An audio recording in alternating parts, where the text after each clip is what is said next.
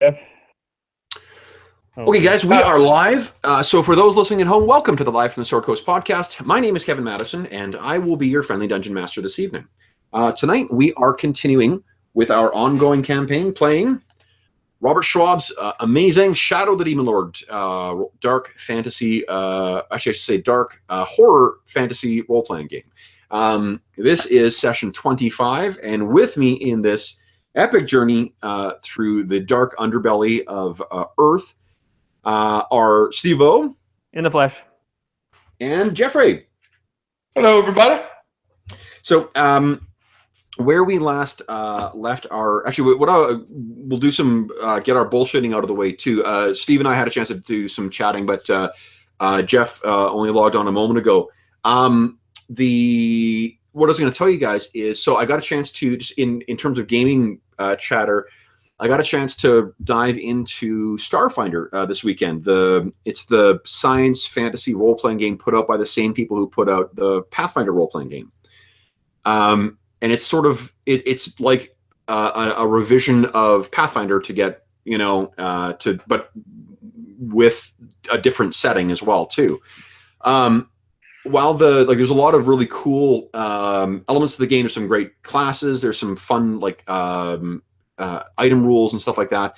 The thing that I found, just because of our other campaign, and Steve, you and I having such a long experience with this other game, there are a lot of design elements that I'm seeing in it that were taken from fourth edition D&D, which is, for those who may be familiar with our channel, it's my favorite version of D&D, and it's a game that I have used to run D&D more than any other edition of D&D.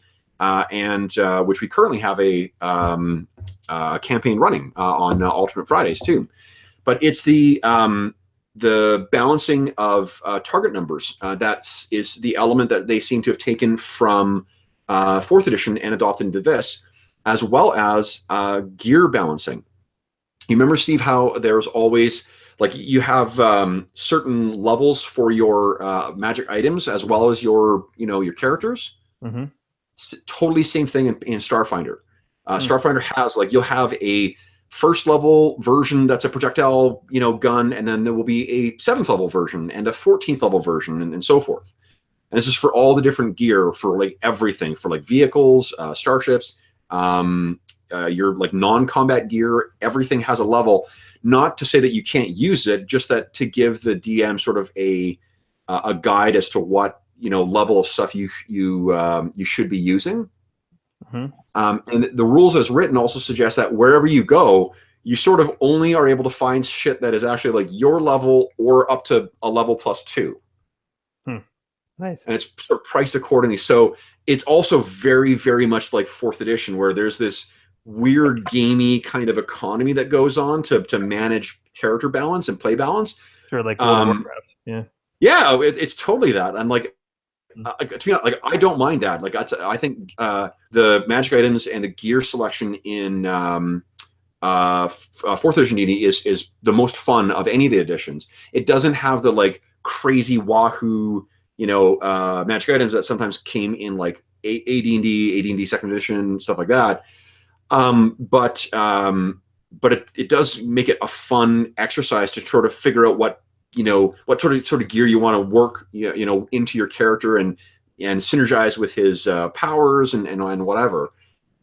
It looks like there's going to be something similar in Pathfinder or in Starfinder as well, where you can really you can have your soldier character is going to sort of specialize towards using frost weapons, and you'll select only frost bombs and freezing guns and shit like that to really pair with your character concept.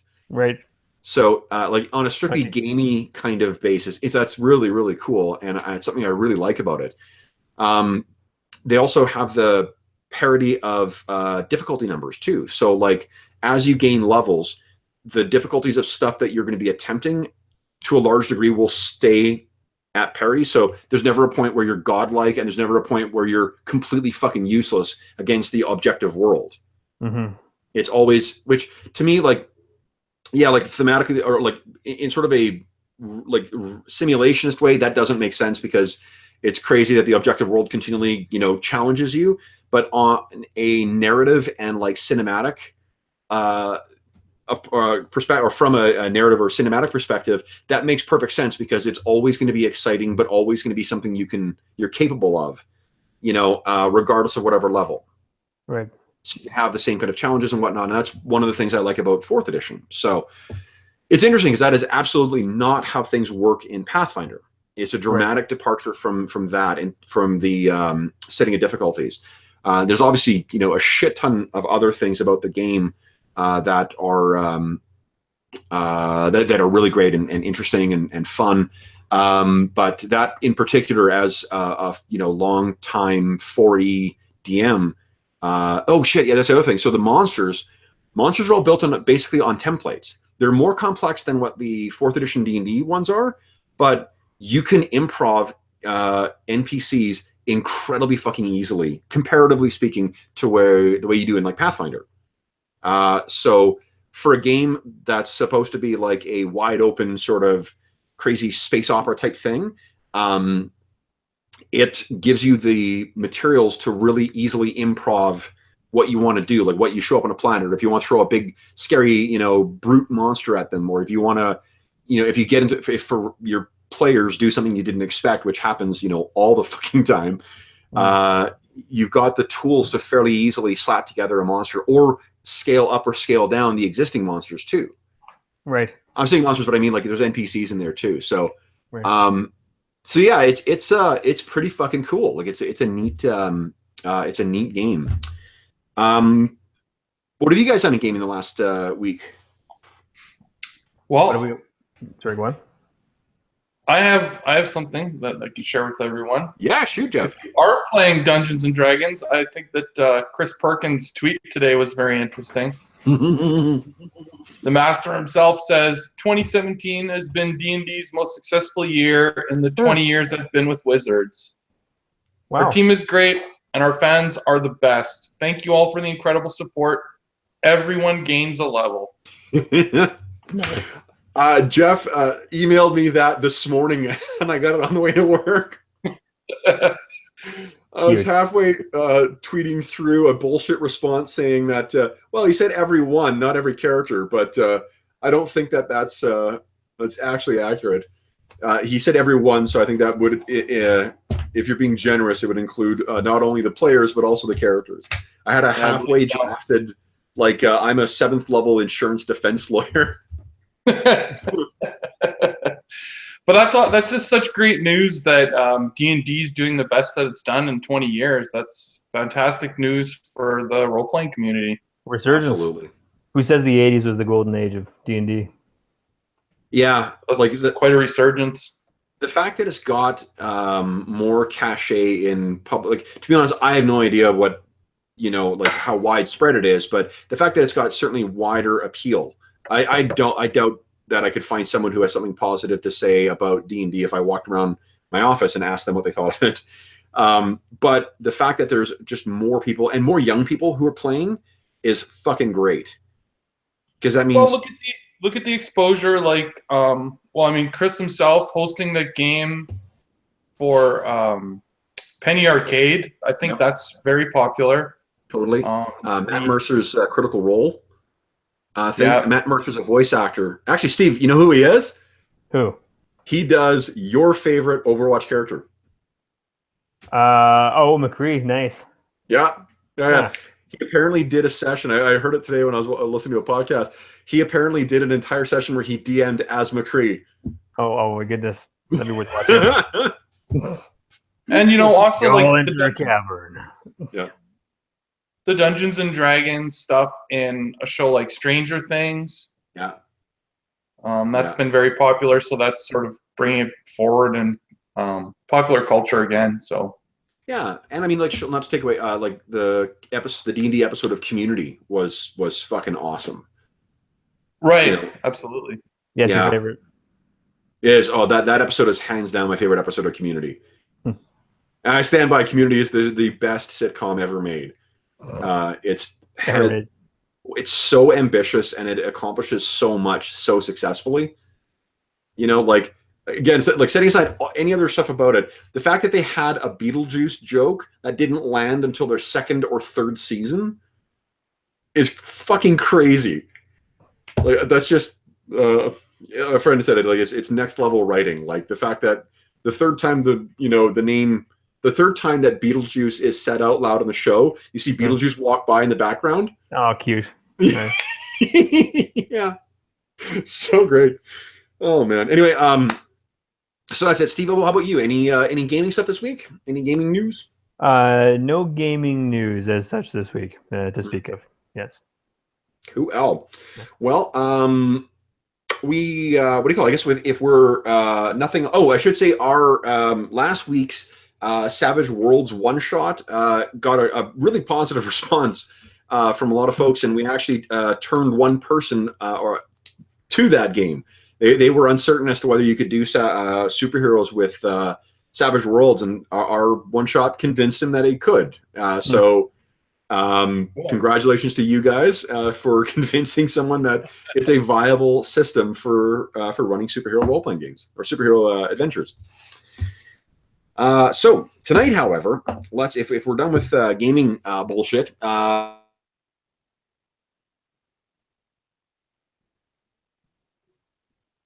A little bit of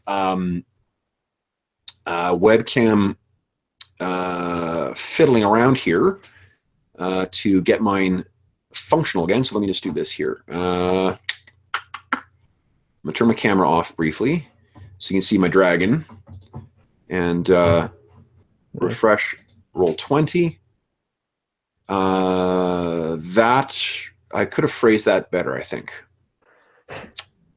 Want to see my dragon? Yeah, really. Suddenly I'm getting flagged as a mature channel. Okay, what's going on here? Roll20 is just not loading at all now. That's great.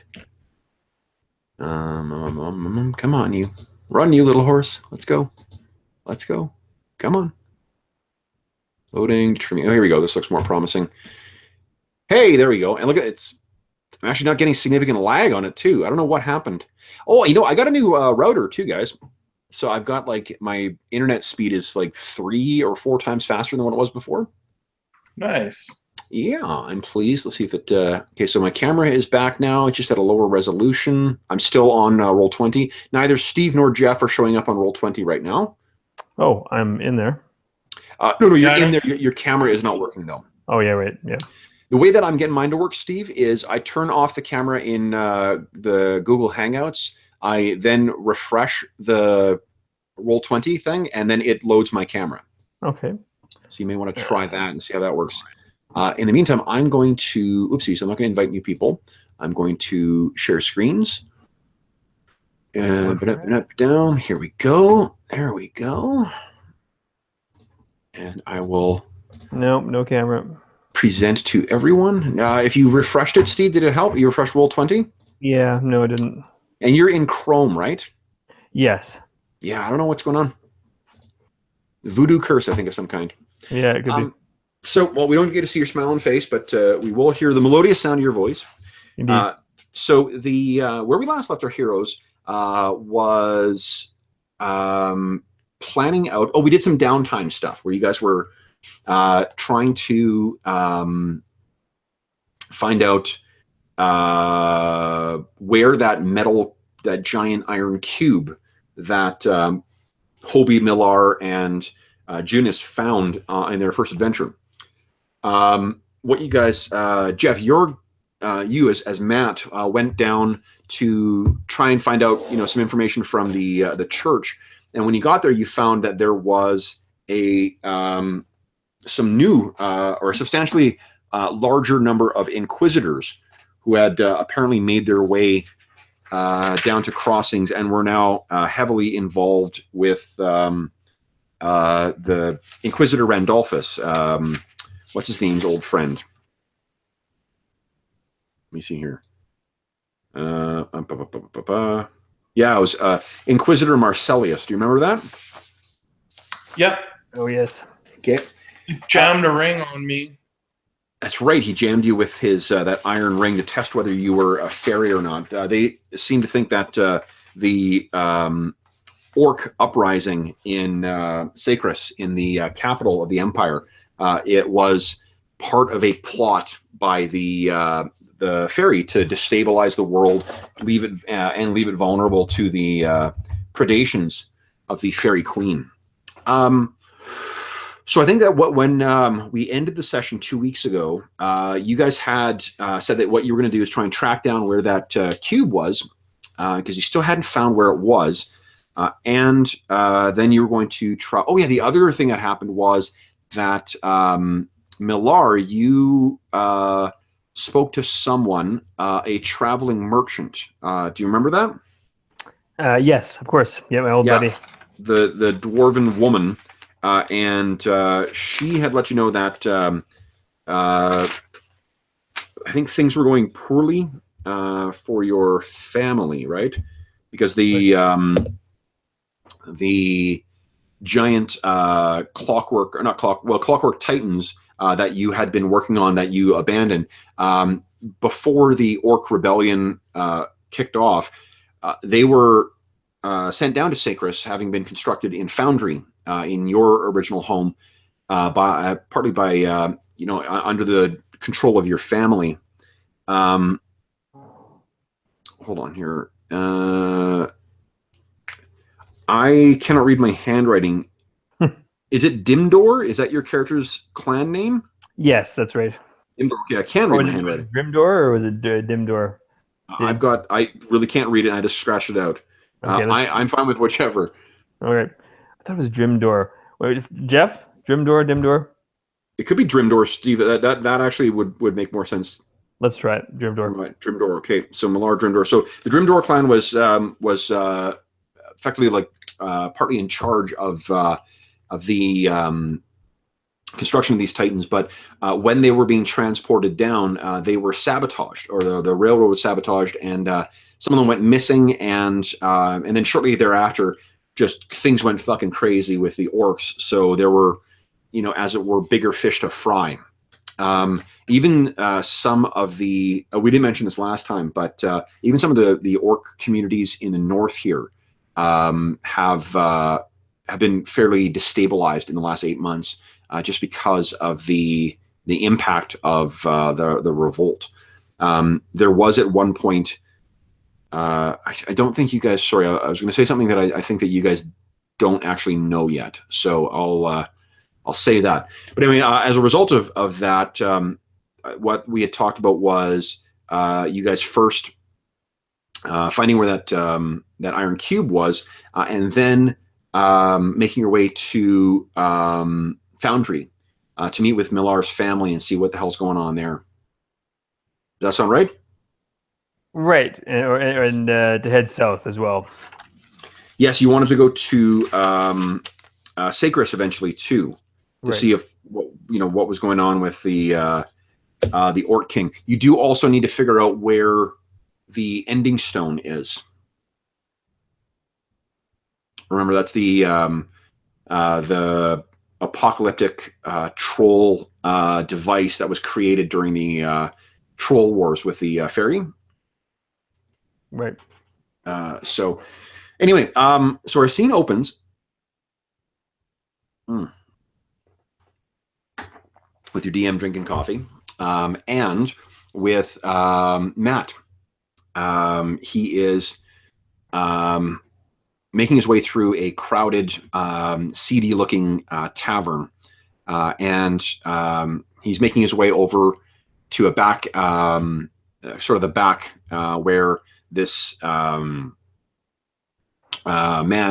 sits with a, even though the bar is full of people who look like seedy types. This is the proverbial Mos Eisley Cantina kind of crowd. There are dwarves with scars on their face. There are tough, big, tough-looking orcs. There are, really strong and sturdy women warriors from further to the west. There are crusaders, I think, who have abandoned their posts from further north, who are clearly criminals. I mean, those who forsake the the militant faith are to be killed. So we know this place is clearly outside the law. With Matt, I'm going to say there's one of your characters too, Steve. Who do you think would be going with him? You're chasing down Matt's chasing down a lead. I'm gonna have to go with Hobie on that. Hobie, okay. So yeah, actually, Hobie, yeah, totally would be the one. Maybe Hobie is the one who sort of suggested this would be a place to meet a ne'er-do-well. Jeff, you're meeting someone who thinks he has information about where the cube is now. Oh, okay. So, because you've been working, you have detective as an occupation now, right?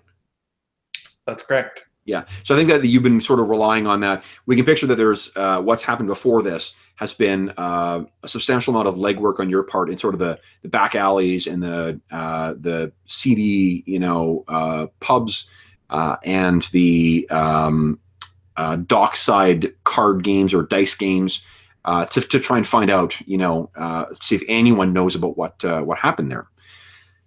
So you get up to the back table and you can see there is a guy. He is a human, but his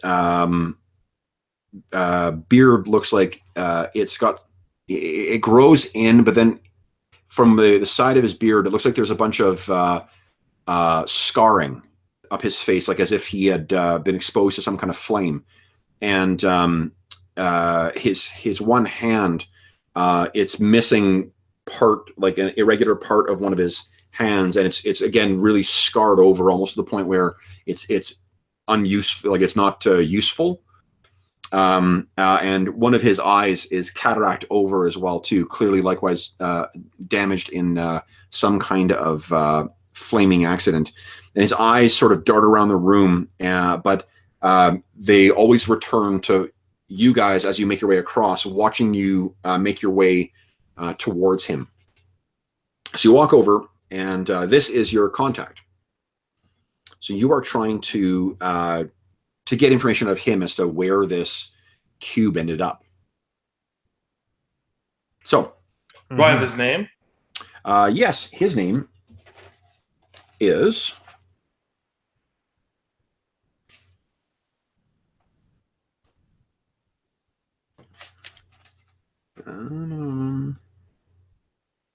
Maurice. Okay. Matt walks up and he sits down very quickly, and he sort of gestures at Hobie to sit down as well. Hobie complies. He says he looks at the man and he says quietly, "Maurice, good evening." Maurice, sorry, I'll spell it for you. It's a German name.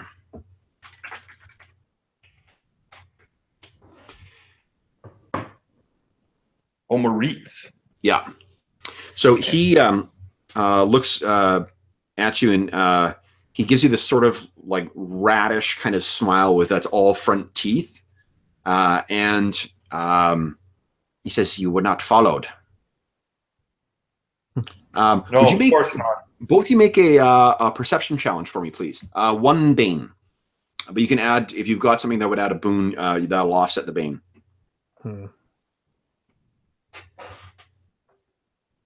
I guess it would depend what I'm trying to perceive. I think your detective would grant you it would fall under that. Spy? Okay. Yeah, absolutely spy, for sure. All right. Whoa, shit. That's a nat 20. So yeah, Matt, you absolutely see this. 9. Oh, no, Hobie. No. Okay, so Hobie is unfortunately more focused on getting the attention of the waitress. But Matt, as you sit down, you your eyes flick over for just a split second, and you can see at the door there is a fairly rickety looking thin clockwork that's sort of it's wearing has clothes draped over it, but you can see that there is a clockwork underneath it, and it sort of nods its head in your direction. And you can see just from the angle that he's nodding towards Moritz. And Moritz sort of, his eyes dart back and just, well, you got a nat 20. Do you want Moritz to see you? If you rolled so well that I'll let you notice this without letting Moritz know that you saw this as well? Well, I'm going to say something to him anyway, so Sure. it doesn't matter if he sees. Yeah. He looks at Marie and he just says, "Friend of yours?" His one unscarred eyebrow sort of cocks up, and he says, "So what I've heard is true. You're not from here, but you know these streets well." Indeed, I do. So why is someone who knows these streets so well, why would he need to come to someone like me? Well, I am looking for something that the church has hidden well. Church is very active in our town now, thanks to the advocacy of our dear Inquisitor Randolphus. Indeed, one can't go anywhere without being bullied by those skull-faced members of the Inquisition. Do I get a feel for whether he's sort of pro-church or anti-church? You already rolled an amazing perception roll, so you get the sense that he couldn't give two shits about the Church of the New God. Okay. Now, the context of that, whether that means that he is a follower of the old faith or whether he's just, someone who doesn't particularly venerate the gods, you don't know. But you can't see any other obvious holy symbols on him, so you suspect that he may be someone who does not give two shits about the doings of the gods. Yeah. Okay. So the what is it that you're looking for then? So where was it removed from, Kev? What was the name of the place? It was a hovel. It was found in the basement of a hovel in Grievings. In Grievings, okay. I'm looking for a giant metal cube. Would be impossible to miss. It was removed from the basement of a building on Grievings. In Grievings? You're concerned about something found in that cesspool? Surely this nothing. particular box, yes. And how valuable is this information to you? The information is of infinite value to anyone on this realm. So you'll have to make your words more plain. Well, in plain words, sir. You would do anything to learn where this is. Would you do anything to save your life and the life of everyone you know?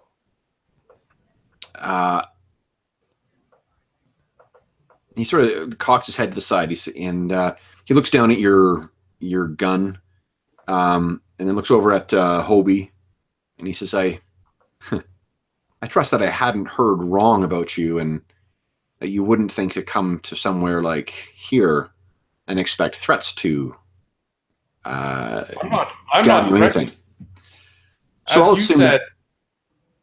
as you said, I've come from another world, and my world was destroyed, and the same doom that came to my world is now coming to yours. And I am following it here to try and stop it, and this box hopefully will lead the way. I'm surprised that you don't find more to agree with our Inquisitor friends, because you sound as fanatical as they are. But fanatics who will pay, that's all I'm concerned with. We will pay you if money is what you desire. Money is not what I desire. Money I have aplenty, but favors. I've heard about you and your friends, your peculiar friends and their home in the hunting lodge. You've done. You've made quite the impression on Master Dreen, on Inquisitor Randolphus, and other members of the community. Well, what is this favor that you ask, as time is of the essence here? Oh, for now, nothing. I trade in future favors. That, to me, is of more value than any amount of money you could offer. So would you agree? A favor, on your honor. A single favor. I shall agree to your terms. There's a bit of a sparkle that comes to his eyes as you do that, and he gives you another one of those very like front toothy kind of grins, you know. Good. Good. It seems that the church went to great lengths to ensure that no one knew where that box may have gone. I take it that you've done a physical inspection of that hole they've dug in Grievings. Yes, indeed, we have. And you saw that it was no longer there. Yes. Now, something that size is too large to hide unless you had the cover of, say, something like the Inquisition. We understand that the box has been transported to a warehouse not far from the fallen soldier.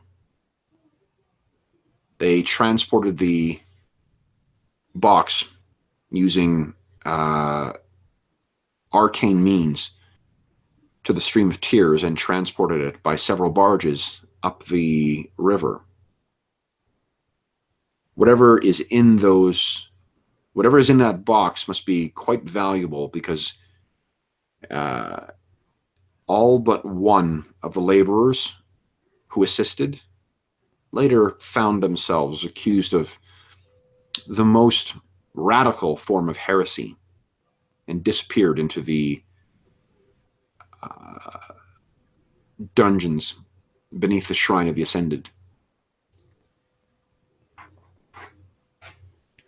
Well, now you see why we do not wish to work with the church.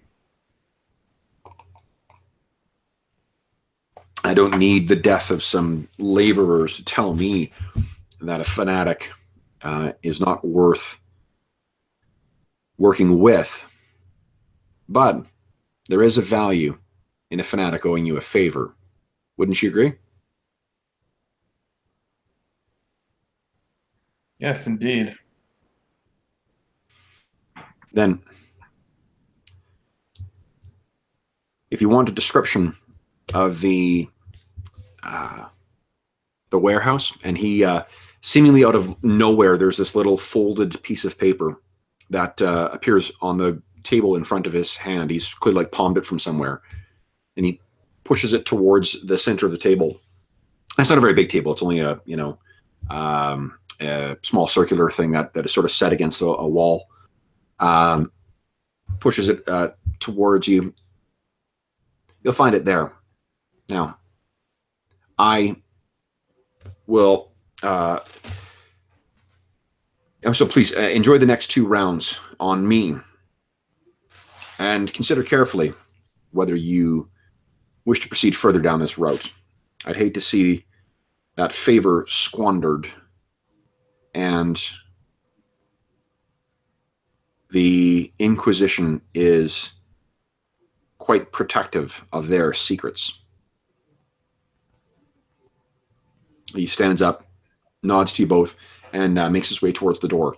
You can see that as he walks through too, he sort of there's a couple of people who look up and acknowledge his presence and kind of nod to him, and that happens about 3 times, and then he gets to the door, makes his way out, and you see that the that thin clockwork then follows him shortly afterwards.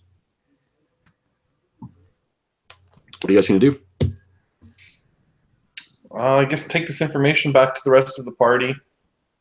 Okay. So you finish. Okay. So you are making your way back. We'll cut now to you guys making your way back to the hunting lodge. Do you think that everyone's staying in the hunting lodge at this point, or are you guys like have you taken taken up residence in Crossings? No, I think we're still hiding out at the lodge. Yeah, Okay. I agree. Okay. So obviously nighttime in the northern reaches is dark, and I think that let me see what the temperature is like, because I love that session last week with Savage Worlds. Really renewed my interest in using random tables to add story elements, because it's just love responding to that shit. Why don't you guys do the rolling though? Give me, please. We'll go in. Well, you guys can choose whoever does first, and I'll alternate back and forth. Somebody give me a 3d6 roll, please. All right, 3d6 coming up. Plow 10. 10. All right, so it's normal conditions. So you're riding along. It's I think it's late summer at this point. So you're riding along, and it's still quite warm out, but it is dark, dark, dark. There is a moon, but it's overcast. So you're effectively able to. I think actually, Hobie isn't concerned with this because Hobie has dark vision, doesn't he? Yes, he does. Matt does not. So, but does Matt have a like a light type spell? Not that I've ever used. I can't remember, to be honest, if he does or does not.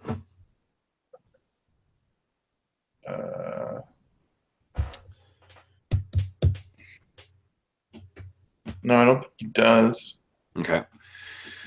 So, no, he doesn't. do you think he's got a lantern on a pole or something like that, or? Yeah, he would probably have some kind of a lantern for traveling at night. Okay. So you guys are yeah, you make your way back towards Crossings or towards the lodge. I think we've said before that it's about like a half an hour or an hour outside. So we'll say that you're about maybe 2/3 of the way there. The road is still good, but the overgrowth near you is much more forested and less farmland by this point. Crossings, I think, does not have like this. It's got some farmland immediately outside of it, but it's not doesn't stretch out terribly far from there. I see it being more of a trade and fishing oriented place rather than an agricultural center. As you're making your way home, you think you hear off in the distance a howl. Oh, which you think you recognize. Oh dear. Do you remember the baying of the hounds of the huntsman? Oh, we do. Yes. This sounds very much like that, the deep, throaty howl of his dire wolves. What do you do? That's not good. Let's see. What can Hobie do? He can't really communicate with the rest of the gang. So you're about probably about maybe 15 minutes of at a regular canter away from reaching the lodge.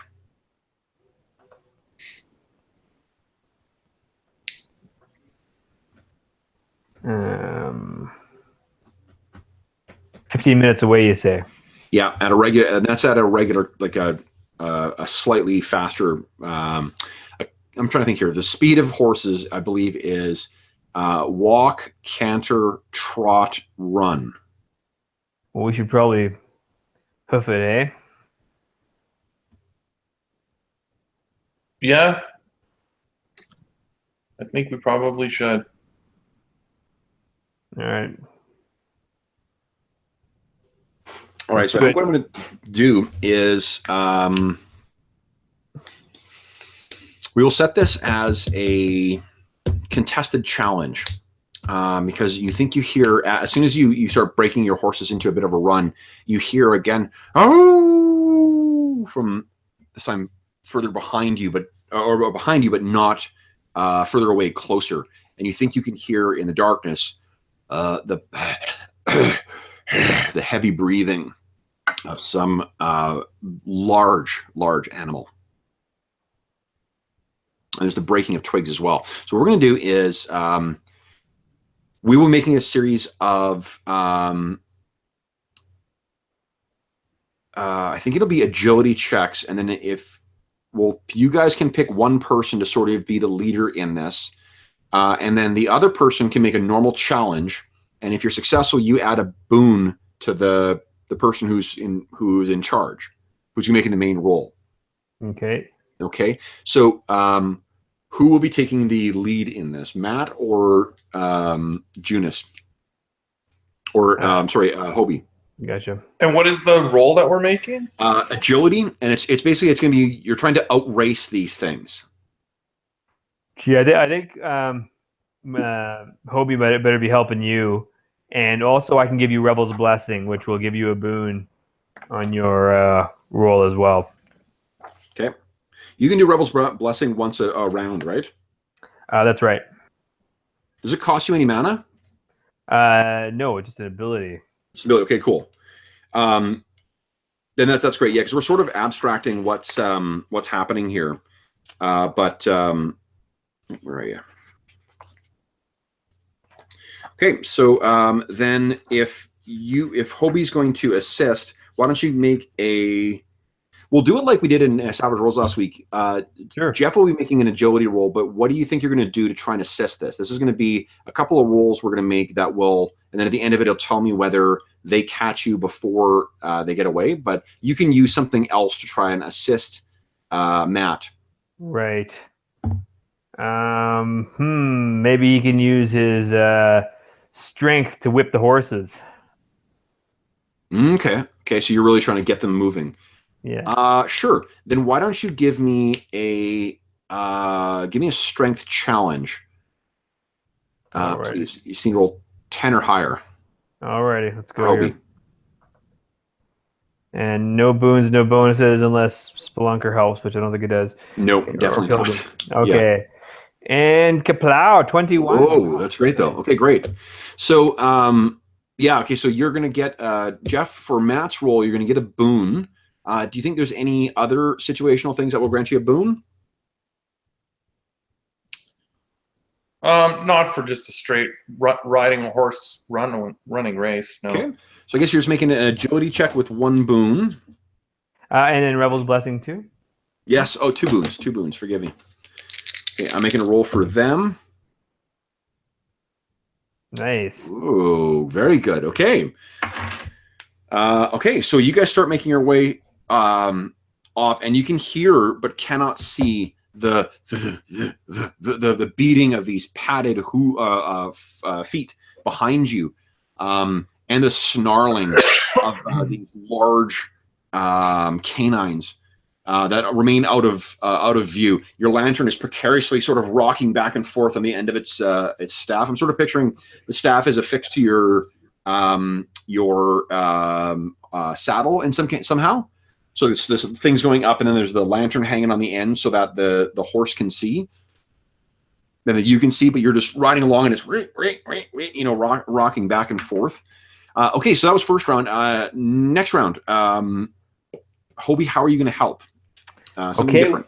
What if I use my willpower, because horses are highly responsive to sort of character, psychology, situational sorts of things, so they know who the boss is. So what if Hobie's really trying to assert his sort of dominance over the horses and try to sort of get them to believe that they need to sort of stress themselves as much as they can to try and get home. Okay. So by sort of yelling at them and the way he sort of looks at them and feels while he's riding them. Sure. why don't you give me a will check, and I think I'm going to give you a boon to your challenge because of your revenant thing. I'm sort of picturing your eyes are getting red and your voice is getting this kind of like weird, echoey, unnatural quality to it. Nice. Okay, so give me a roll here. Let's see how you do. Thank you. All right. Let's see. One. Come on, baby. 14. There you go. It's better than a 10. So, all right. So, Matt, you guys are racing along. At this point, the road is sort of a slowly winding pass through the woods, and you're getting up close to the point where you're going to turn and start making your way towards the lodge itself, which is located off the actual main the main road.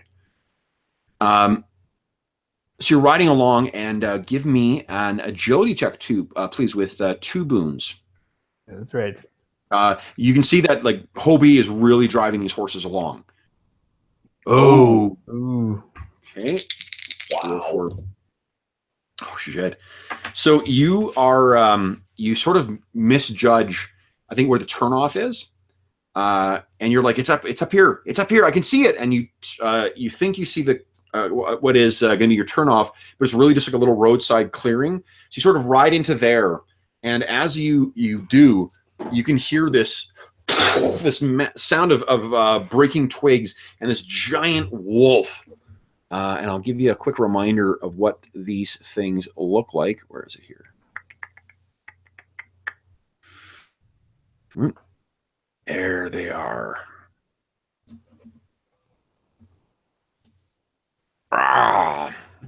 Giant, glowing, unnaturally glowing eyes, a frame that's more suited to a bear than a wolf. This thing breaks through and kind of snaps at the air, and you sort of duck to the side, and your horse, whinnies out, and it's only thanks to Hobie's unnatural voice screaming at these things that they sort of right themselves and don't panic. I think what I'm going to do is let the wolf make an attack against you, and you guys are free to. Okay, so let's go into initiative quickly for 1 round, because there will be 1 round of this. You can do, and I think that you're going to have to actually. You know what? We're not going to do that. You guys take an action, they take an action, because, and I'll tell you why I think this is because heroes always go first anyway, and I was going to say that you have to take a slow action in order to move, but if you guys do, then so do the wolves. So really, there's no, basically, it's you guys get to take an action, then they get to take an action. So, which of you guys wants to go first? Ooh, do we bolt? Was there only 1 wolf? Only you can hear more than that. There's one that's just burst its way through the woods. Oh, I see. Okay. And it's close enough for it's going to sort of take a snap at you. Which of you wants to go? I'll cast a spell at it. Sure. What do you cast? Fuse. So I'm going to give you a Bane because you're on a charging horse for your attack roll. Okay. But otherwise, just go ahead and make your roll. And I'll give you Rebel's Blessing on it. You can't because you've given it for the horse. Or for the horse riding. Yeah. Came around. Okay, gotcha. This one. So I'm just going to assume that's what's been happening. Click on this thing? I think the spells actually work now on the character sheets, if I remember from last time. Oh, look at that. Good for them.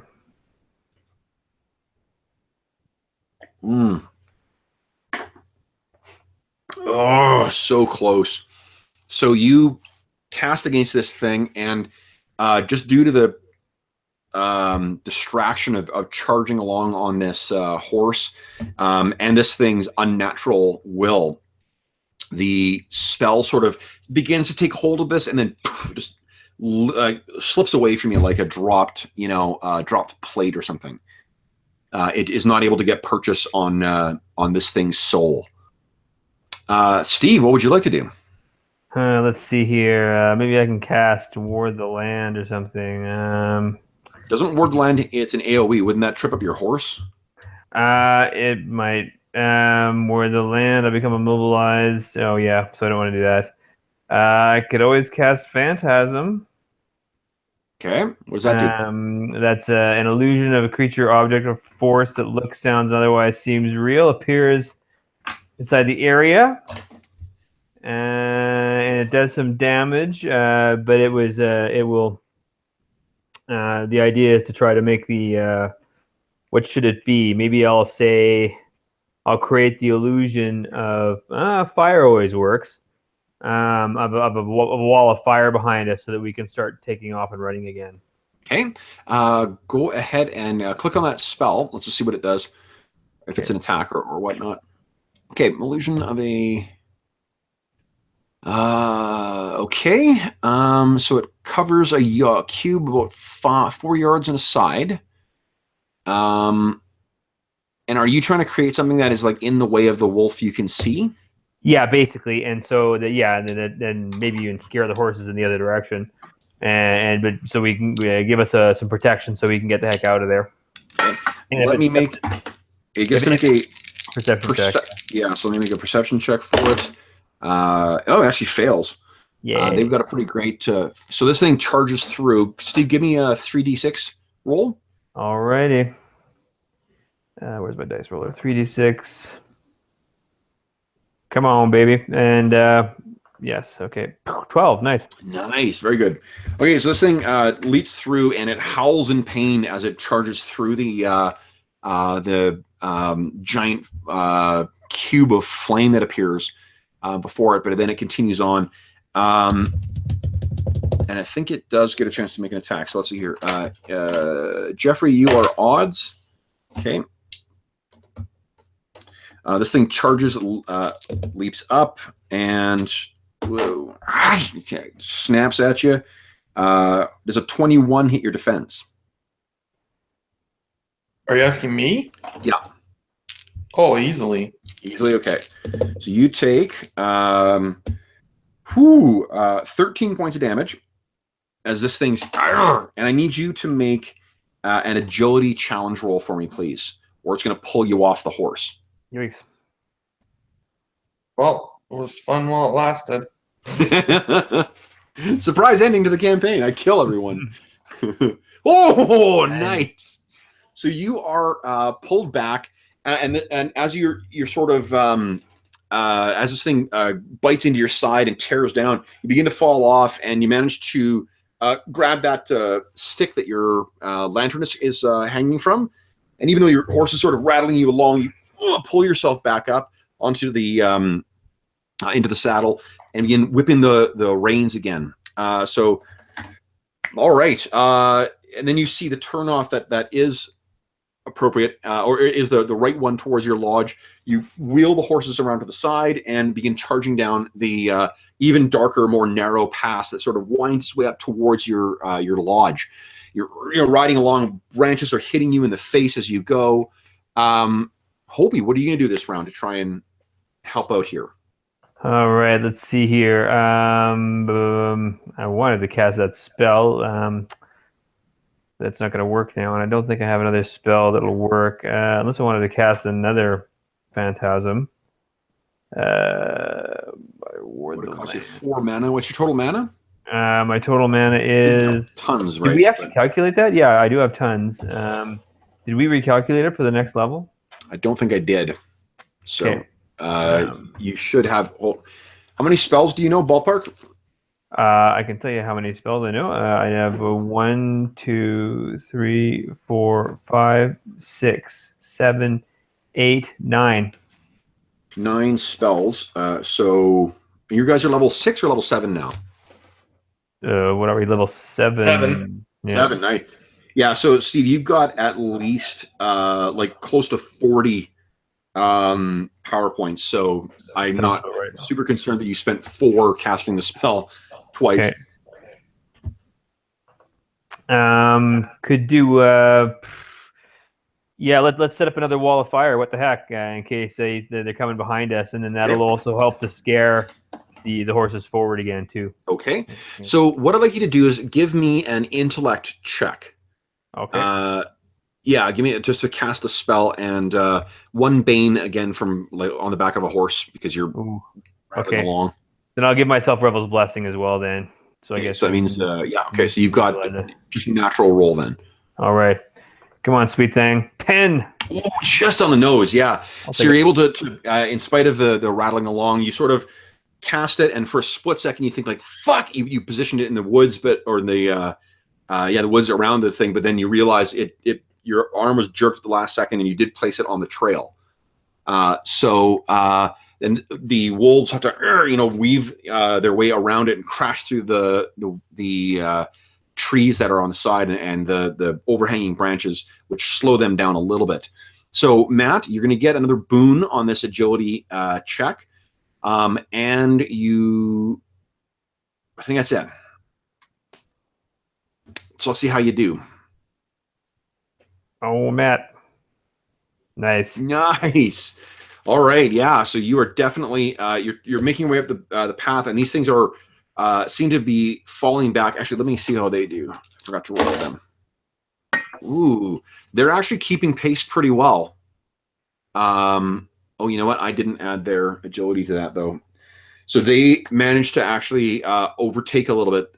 They're very close to, even though you've you slowed them down, you've maneuvered the horses really well, you've slowed them down with that spell.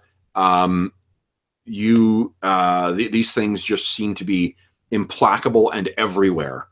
So it sounds like they're maybe like the length of a horse behind you. Next round, but you think you're getting close. You think you're getting close to the lodge. Matt, or not Matt, Hobie, what are you going to do? Hobie is going to, we're getting close to the lodge now. So this is home territory. So Hobie's going to use his intellect, try and use the terrain to try and find sort of the quickest route for the horses back over some nice territory. And the horses also will know the terrain because they're close to sort of their own territory, and to sort of go through some narrower sort of like gaps between the trees again to try and block the wolves so they can't quite attack them. Sure. So like Hobie sort of like as he's riding along, he shouts out again in that really creepy, reverb kind of undead voice. The Woodsman's Trail. Yeah. We can lose them on it. Give me an intellect check. Let's see if that was a good decision or if there was something you forgot about in that. All right. I don't think you've got any professions that would play into that. So I don't know. You tell me if I'm wrong. Take another look, but I don't think so. I got Pilgrim, Carouser, Spy. Oh, Tracker. Yes, definitely. Yeah, you'll get a Tracker. Actually, I don't think so. If it was like a Woodsman one or something like that. Right. Okay. Trackers. Sorry, but yep. Go ahead and make your intellect check. All right, here we go. Come on, people. 5. Oh. All right. Okay, so there's turns out that you forgot that the Woodsman's Trail, I guess, at this time of year has a lot of deadfall in it. So your horses are having to like slow and like hop over a bunch of the fallen debris on the ground. It's proving not to be a faster route. But let's see how quickly you made your way through it, Matt. Is there anything? If you give me a cool narrative flourish to this too, I'll give you a boon. If you think something else that would be cool, Jeff. I also give you Revel's Blessing.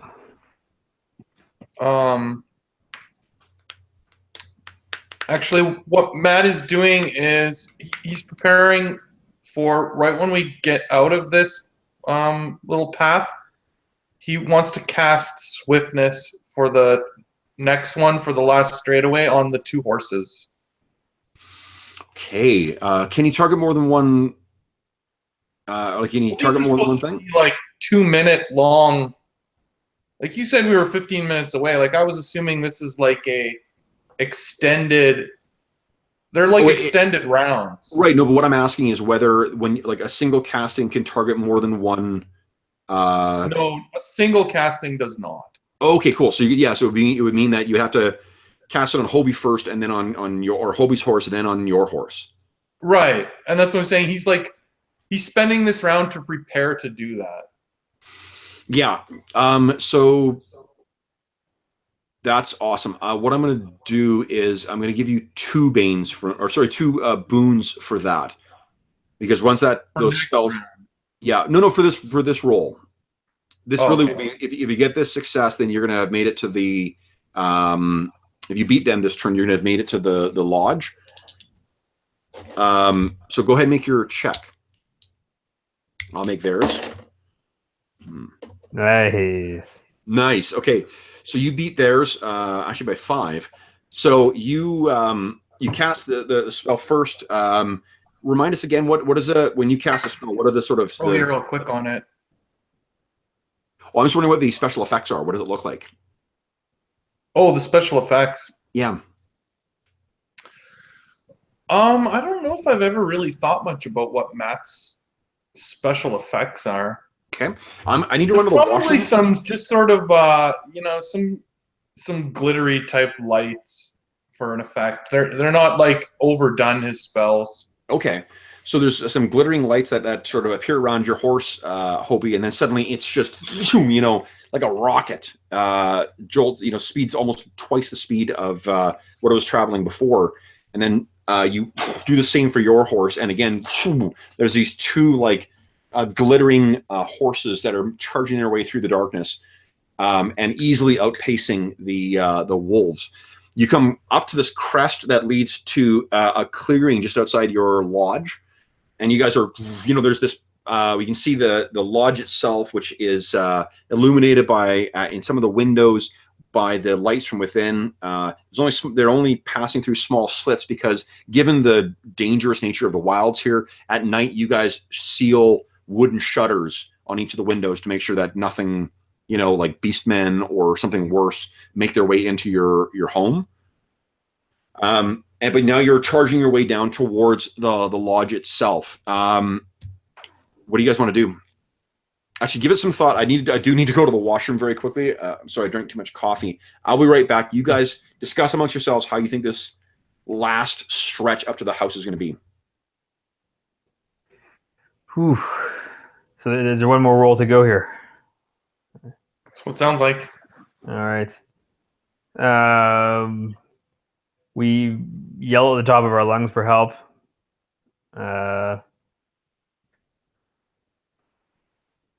And let's see what I've got left in my bag of tricks. Not much now.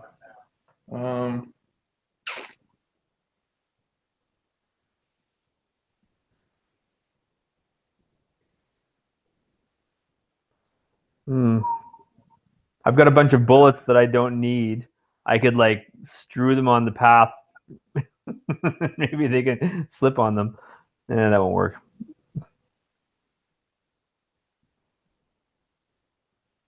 I have manacles. Cool.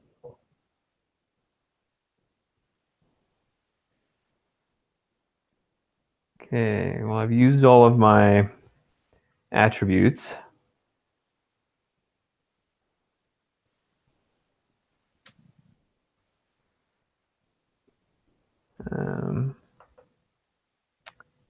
Spells. All right, so what's going to happen in this last home stretch across the field?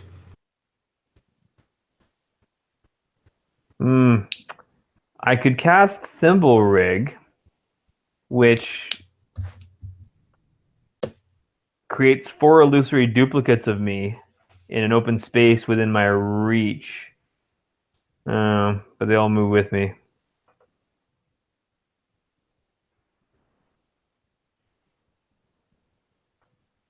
Matt, you got anything you think here?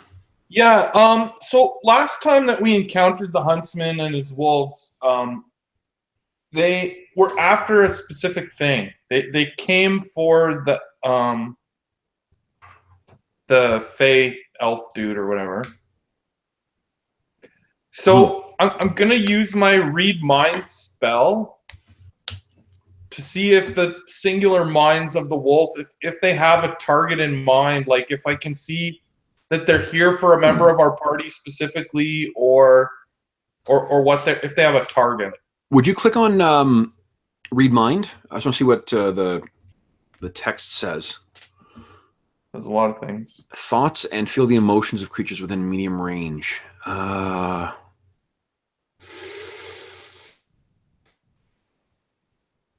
Okay. Yeah. Okay. Yeah. Yeah. If you're successful on it, so you'll have to see one of the wolves to do this.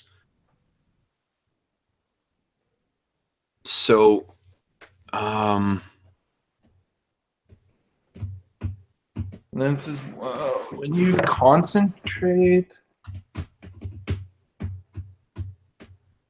So I'm assuming that, like, for the huntsman to control them, you know, he's sending some kind of a mental image to them, or something that gives them the focus of purpose of what they're doing. yeah. So I'm just trying to see the same thing that he's sort of projecting to them. Sure. Okay. So why don't you give me a? I think you sort of like ride into the clearing and you're getting close to where the lodge is, and you wheel around and see these things coming, and then you cast your spell because you've made such a great distance between them. Yeah. Give me an intellect attack roll against its will, please. Intellect attack. Excuse me.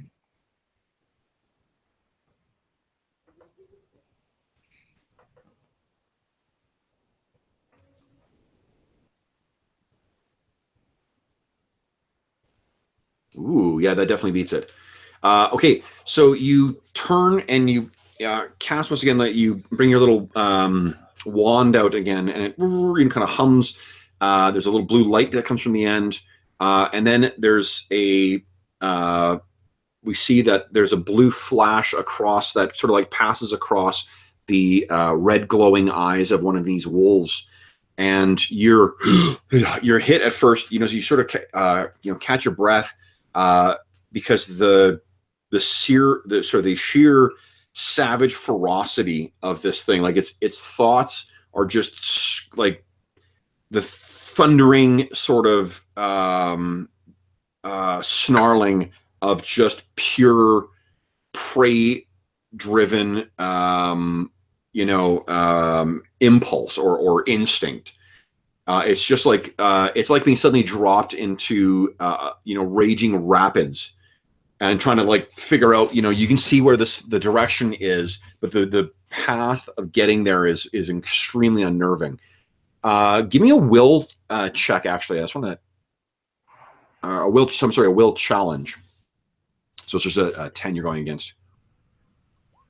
Yeah, no problem. So I was wondering if you'd rolled poorly on that. I think I would have given you an insanity point, but that's fine.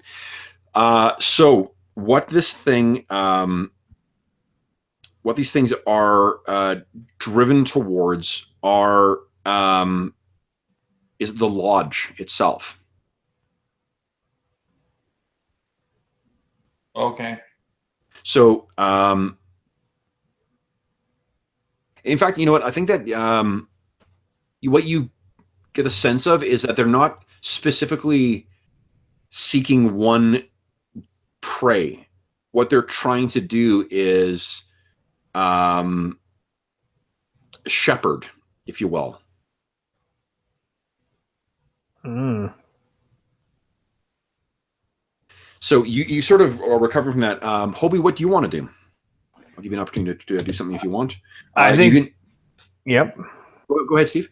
I was going to say Hobie's going to try letting loose with a peal of Mad God's laughter, thunderous Mad God's laughter, in order to do a couple of things. A, signal that they're in the neighborhood, and then B, try to scare the horses so that they run super fast towards the house, and with any luck, sort of make the wolves go, hey, wait a second.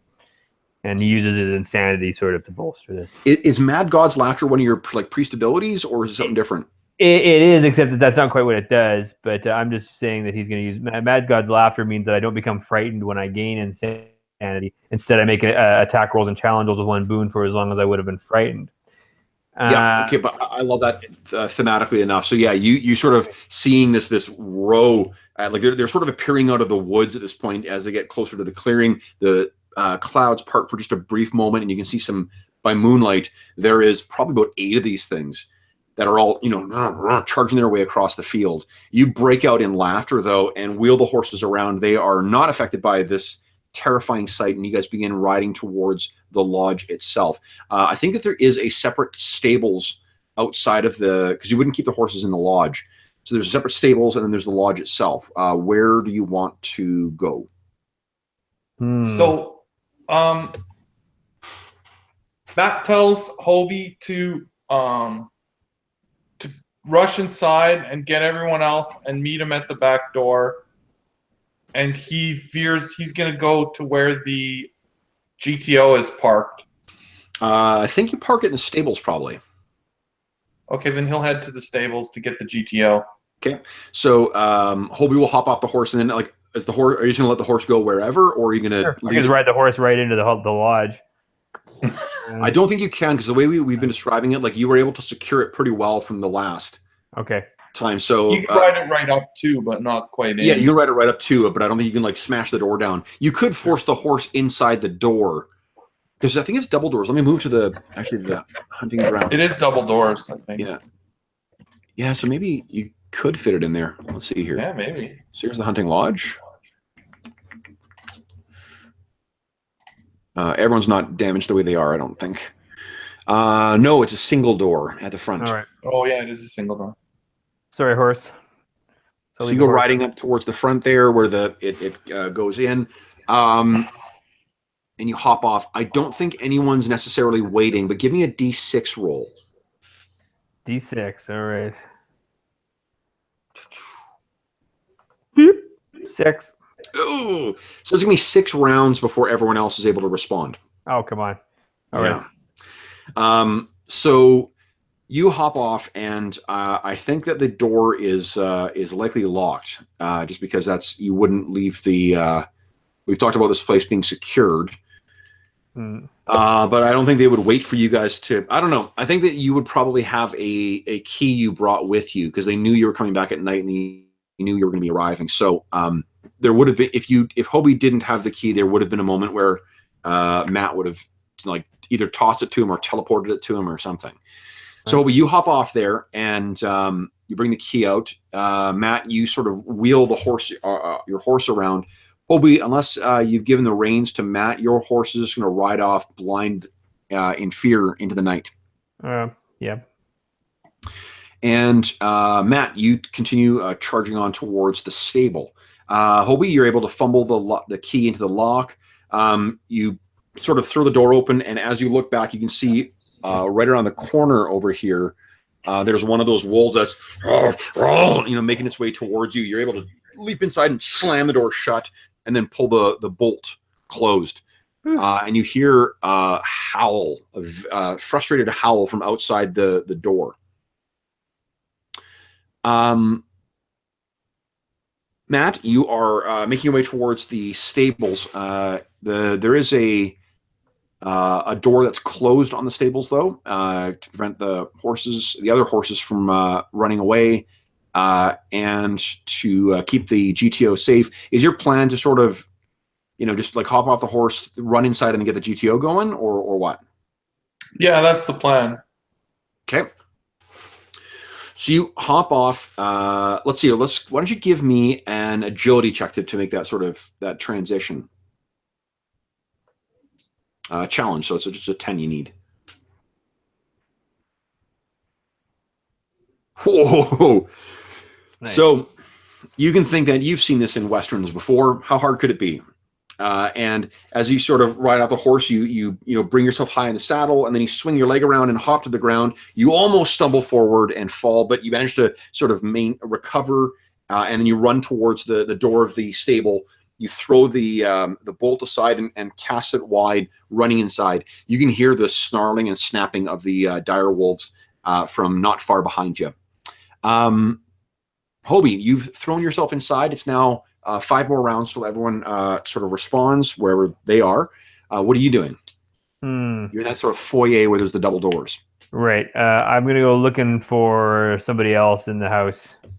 Okay. I'll cut down the time that they're going to arrive by 1 then, so it's only 4 more rounds. So okay. you move yourself elsewhere in the house and where's everyone? Okay, Matt, you are inside the stable. What are you doing?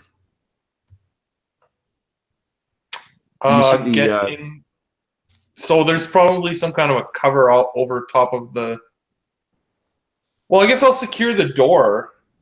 Okay, so you pull the Stable. I think the stable probably, and this is not DM bullshittery. You can tell me if I'm wrong. Just because of who uses the stable, I would imagine that it would only seal from the outside.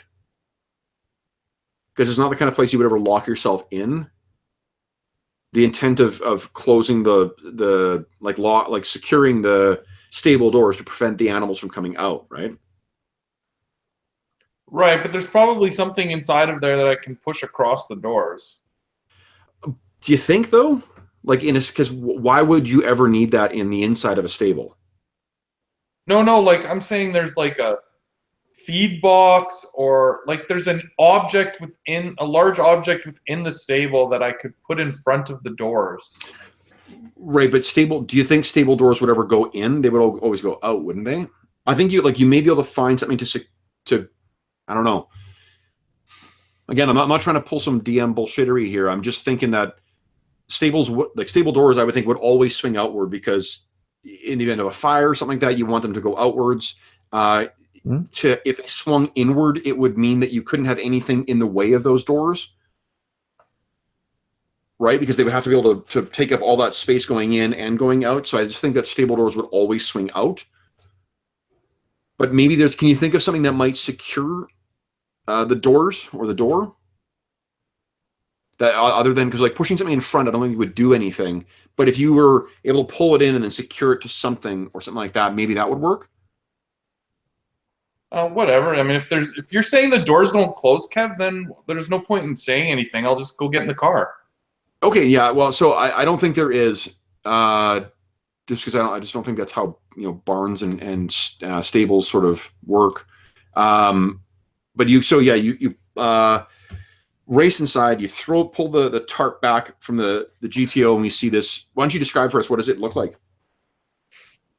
So it's just sort of a jet black finish. Nice chrome. He's probably cleaned it up a bit since he got it back from the Goblin King. Yep.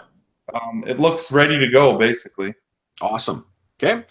So you climb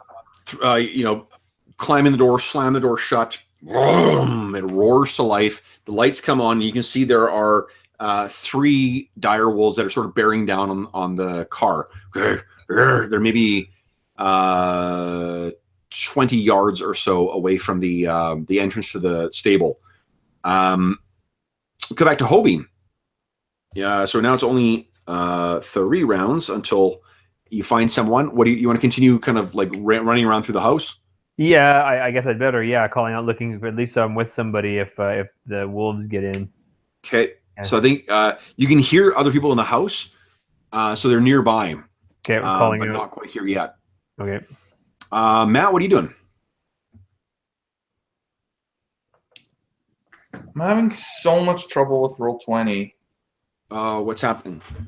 It just doesn't. If you change the zoom on it, it can't redraw anything. And once I've done that, it's just like erases my character sheets and can't redraw things. So it's very hard to read anything. It's crazy. Oh shit! Are you having internet connections? I mean, I'm not having any issues with your video. No, I don't think it's internet connection. I think it's related to trying to zoom. Like, if you just go to your browser, right, and hit like make this 20% larger or whatever, it just hates it. Yeah, sorry. I always use the zoom, like the built-in zoom on the. Well, I guess but you can't use that on your character sheets. So no. Let's see here. Yeah, I don't know. It's fine. It's just making it very hard to read anything. Okay. Okay. So what is Matt gonna do? He's in the quick buggy for this. He's in the GTO. He's ready to go. Yeah, I'm just wondering if he's going to give them, like, he told Hobie to meet him at the back door, so I'm wondering if he's, thinking about how long he thinks it's going to take them to be standing at the back door before he drives over there. Like, he doesn't necessarily want to lure the wolves to the back door until he's, like, if you know what I mean. Yeah. So what are you thinking? Like, you're gonna just try to like distract the wolves for a moment, or what? Or are you trying? Yeah, I think he's gonna. I actually think he's going to roll down the window and he's going to take aim with his pistol and fire and take some shots at them from inside the car. Sure. Okay. Give me an attack roll. Oh, and remember you've got your new whatever it is, gunslinger ability. Right, to aim. Yeah. So Oh my goodness. I'll maybe click on it if it lets me.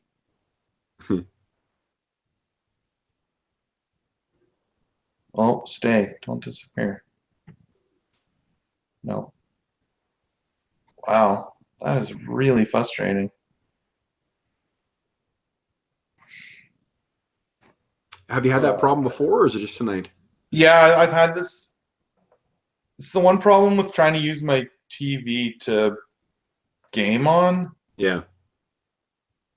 As it's a 4K TV, so if I leave it in native resolution, the text is like from my couch is very small. And even when you set it back to like normal zoom, once you've had it on a different zoom, Roll20 is just screwed up. Can you hit refresh just to get rid of that then? Maybe. Here, let's try that. That's usually my go-to solution when things are fucking up on it. Okay, it just closed my character sheets. That's okay. But we've lost your video as well. And it's still screwed up. That's crazy. It was working for a bit, and then it started getting all buggy. Okay. I don't know. Well, we'll just say if you could click on the. Can you click on stuff for me? Yep, absolutely. Let's see. We'll just click on my the shot for me. Sure. So it is your revolver with 3 boons because of your gunslinger thing. How'd you do? Whoa, 20 versus defenses. That's absolutely good enough. So you fire whistle. Your gun blazes away, and you hit the side of one of these wolves. We maybe see a scene of you peel out from there, or maybe you peel backwards and smash through the back of the stables as they're coming towards you, and you're still blazing away at them as they charge through. The horses are sort of screeching and panicking inside. Hobie, you do manage to come across everyone else. Okay. And we won't bother to role play through that. Well, actually, why not? Hobie, what do you say? You run into everybody. Where's the second floor here? Hold on. Here we go. A little further down on the map. So I think you guys are all in the sort of maybe the big common room. It's marked as room 20. Sure. There. 20. Okay. Yeah, right there. So you race in there, and that's I honestly don't know. I think it's a ballroom. And what do you say? So what does Hobie see as he runs in? Oh my God, the hunter, he's back, and his wolves, they're all outside. Come on, quick. Matt's outside in the barn. Okay. How do you told him to meet him at the back door. Let's meet at the back door. See, if I was really being a dick, I would enforce the fact that Hobie wasn't listening. He's just a revenant. They have short memories. Yes. So many things were happening. It's like every time you tried to meet your parents at the mall. Right. Your cell phone. All right, so you go racing. Everyone kind of goes racing downstairs. Do you grab anything on the way down, or are you just like is your main priority to get the fuck out of here? Okay. What do I have to grab? Not much, I don't think. Does anyone have much to grab? I mean, they just grab their equipment. Millar. Yeah. So I think you grab your stuff. You go racing downstairs because I don't think you were. Yeah. We'll deal with that afterwards. So as you go racing out the back door, you can see that the GTO again kind of like fishtails around in the field and is racing away. It's still traveling backwards. You can hear the report of his revolver firing again and again and again. And then Matt, you sort of as you're driving along and shooting out the window, you look back and you can see that your everyone is there. Has piled out of the hunting lodge. You sort of bring your hand in. You toss the revolver in the passenger seat. You hammer the brakes. You shift out of reverse and into drive, and then hammer or jerk the steering wheel to the side all at the same time. So your thing sort of like spins around, leaving these big furrows in the field, and then you spin and is spitting up mud and grass behind it as you race over towards the guys, and then sort of not screech because it's fucking field you're driving through, but you pull up in a sort of like a sliding stop to where everyone is, and the door throws open. Is this a 2-door or 4-door? I think it's 2-door, isn't it? Yeah, I think it's only 2 doors. Yeah, no problem. Well, I mean, Trader will have no difficulty, flying inside. Everyone else piles in, and then at the last possible second, these wolves are almost upon you. Everyone's in. You punch it and pull out. Where is it you're going? Well, because remember, this thing can teleport you as well. It does have the ability to once you get up to a certain speed, it can pull the Doc Brown. 88 miles per hour. Yep. Right. I mean, I think originally we were heading to the city well to the south. Yeah, whatever it's called. No, you guys talked about going to Sacris eventually, but what you said last time was that you wanted to find this cube and inspect it, and you wanted to go to Foundry because Millar's family seemed to be in some kind of trouble. Right. You could say we got a lead on the cube, and then we could head back to Crossroads. Well, we could try and teleport to that to the location that we were given by Maurice. Well, you don't necessarily. You were given some a description of it on a piece of paper, and even if you looked at it, I don't think you necessarily know. What that information would give you is how to recognize it, but you don't know where it is yet. Well, then let's go to Foundry first. Okay. But you could just go to Crossings and then look for the warehouse. I mean, you're free to go into either place, but just because you're not able to teleport directly to where the warehouse is doesn't mean that that's not a valid destination. Right, but we're also trying to get far away from these wolves. Okay. So I don't know. Like, how far away is the warehouse? From what? From the lodge. Well, again, you don't know where the warehouse is. It's in Crossings, and it's they told you it was near. I can't remember the name of the. So it's an hour away from our lodge. Yeah. So an hour is not much time to find and investigate this cube before these wolves can be on us in Crossings. Well, assuming they can track us when we teleport. Well, they found us when we were here previously. Mm-hmm. Can you make just make an intellect check for Matt for me? I'm just gonna see if you remember something. See if it works.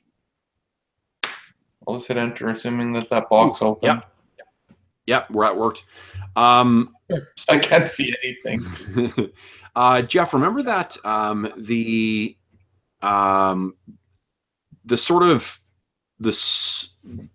not the prey, but like what these wolves were focused on was a sort of shepherding instinct or herding instinct and the lodge itself. It wasn't any one of you guys that it was targeting, not even your horses. Right, so it was just trying to get us to the lodge. Or perhaps to keep you in the lodge. Right. Well, we don't want to do what they say, so. Mm-hmm. So what do you think? Let's go to crossings first, I guess. Sure. Okay, so you begin. I think what you do is you get sort of to near the edge of the clearing, and then you fishtail it around, so you've got as much of a leadway as you can to get yourself up to speed. You're now facing towards the charging packs of dire wolves. You roar the engine, and then you punch it, and begins, flying towards these things. We see some exciting, angles of this thing making its way across the field. These wolves are, snarling and charging towards them. You can hear off in the distance of that horn that you've heard before that seems to be impossibly loud and is heard over the sound of the roaring of your engine. This thing goes in, and I think just for dramatic purposes, what happens is we see the needle of your the speedometer getting closer and closer to 88, and then it as you're getting closer to the wolves, there's an explosion of light, and we see the two flaming trails sort of cut through the packs of wolves, and the GTO is gone. So where it reappears is, I think, down by Jeff. What do you think? You would have studied crossings, like Matt knows crossings like the back of his hand at this point. Where do you think he would have appeared? Like in like an empty, because a place that would probably be empty at this point would have been like one of the major marketplaces. There'd be nobody in there. It's late at night, so yeah. Probably somewhere. He may have even prearranged. In case there was trouble and he needed to arrive right in the city with some stall owner where he would have a tarp that he could hide the GTO under, kind of thing. Yep, I love that. Okay, so you sort of like, there's an explosion of light and sound, and we see the GTO, roar into this this marketplace, and there's darkened buildings that are around all over the place, and you sort of hammer the brakes and hit to the side so you're not hitting this big fountain that sort of is in the middle of this thing. Everyone in the car kind of screams out. You jerk to the side and screech, and the car is skipping along the cobblestones that make up the square until you finally come to a rest. You can see that you look around and there is only one tent that is still left set up here, and that, of course, is that of your friend. As you turn the vehicle and slowly idle towards this thing, this guy, he's human in his maybe early 50s, sort of, blinking his eyes and with a bed cap kind of thing on his head. He, looks out from the tent. His eyes get big as he sees you moving towards him, and then he quickly rushes outside and pulls back the two big tarps of the tent and begins to make room for you to move or bring the vehicle inside. As you pull the vehicle inside, we can see that some lights are coming on in some of the buildings that surround on the top floors of the buildings that face onto the marketplace. But you pull the GTO inside, we see the big brake light sort of flash, and then it dies as you take the keys out. And as the guy in the bed cap sort of goes out and pulls the two leather or canvas flaps in, we then hear someone shout from outside of one of the buildings, "Who's down there? What's going on?" And it just echoes out across the night, and then it sort of ends up with two different people who have been woken up by this yelling at each other. And then we sort of cut back to inside. So you guys have a chance to get out. Remember that basically what happened at this point, in as far as Millar, Trader, and Junis are concerned, is they were hanging out at home waiting for Hobie and Matt to get back. When suddenly Hobie bursts in, they have to grab whatever they can carry, run out the back door, and get the fuck away from these wolves. So let's pick up the scene there. What do Who's the first person to speak? Yeah. Go for it there, Matt. Yeah, I don't think Trader's too shocked. So Matt just says, "Sorry for the abrupt exit, but the huntsman and his wolves beset us on our ride back, and we had to get out of there." No, that's perfectly all right, says Hobie. Good work. I think this is where we need to be. So then Matt says, "But the good news is I have a lead on the queue, and the veil of night is the right time to investigate it anyway." Aye. The little guy in the sleeping cap, he pulls out a sort of like a linen cover that you had left with him and begins draping it over the car. I pay him the agreed upon amount Okay. for this interruption. Yeah. He nods, and then sort of like once he's finished up, he's just going to go about his own bullshit. You can see there's like in here as well, stacked up against the sides of this are like his wares in wooden crates. Okay. I tell him we will be back and out of here before sunrise. Okay. So what I'd like you guys to tell me is, well, like first off, what if you want to role play some conversations with in character, we can do that just to see how your other characters react to this information, or we can just skip to the warehouse. Which would you prefer? I think that again would depend on Steve's characters. I don't think Trader is too shocked to be all of a sudden in the middle of the action here. Steve, what do you think Millar and Junis are thinking? Yeah, Millar would sort of turn to them and say, "Okay, now that we're here, what exactly happened?" I guess they would know that they went to Crossings in the first place and had to meet somebody there. And so I guess Hobie would just give them the Shirt Cole's Notes version that they met a guy, got some info, and then on the way home they were ambushed. And then they just escaped here. But it seems like everything's moving ahead at a kind of a breakneck speed. So maybe we gotta sort of get a move on. Okay. So what does what is the plan for approaching this warehouse? You guys will be able to find the warehouse with no difficulty. I think what I'd like to do is sort of, I don't want to do it in a like step-by-step basis of, I don't like, go to a map and figure out what your infiltration is. Let's just maybe role play through the infiltration. You guys are certainly skilled enough to be able to do that, but let's figure out how that sort of happens. So what's your sort of plan for approaching this thing? You're able to find the location of the warehouse quite well. Why don't you each pick a character and give me a perception check, please?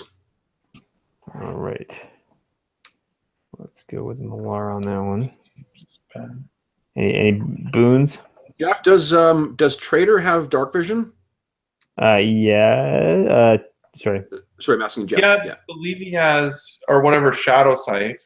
Okay, so would you give me actually what I'm going to do is say it's the people with dark vision or shadow sight that will make the check. So it'll be Trader and Hobie, please. Sure. Or I could use Millar. She's got shadow sight too. Does she? Yep. That's badass. Tis. And so just a straight up roll. Yes, please.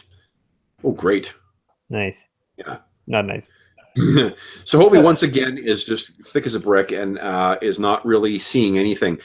Trader, you can see that there is a small contingent of like lay members of the church or the Inquisition, dressed in like chain armor, that are slowly kind of idly making their way around the warehouse. Do we have any magic or spells that can contain them?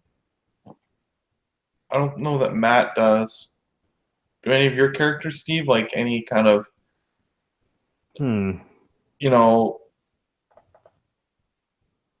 sleep or... Right. or distract them, or scare them, or I don't know. Right. Well, I do have my It'd be nice to phantasm. not kill these people. Right. Or if we have any extremely stealthy method of getting in there.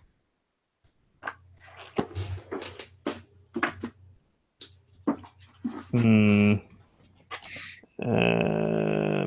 it doesn't look like it. I can do distracting things, like I can cause an avalanche or something, you know. But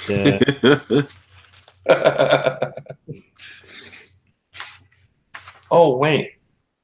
Compel. What does this spell do? I've never cast it. I'm going to click on it. Sure. I just want to read it. Sure. So See if it's of use here. Telepathy spells. Yeah, it becomes compelled. So let me tell you what the compelled condition is.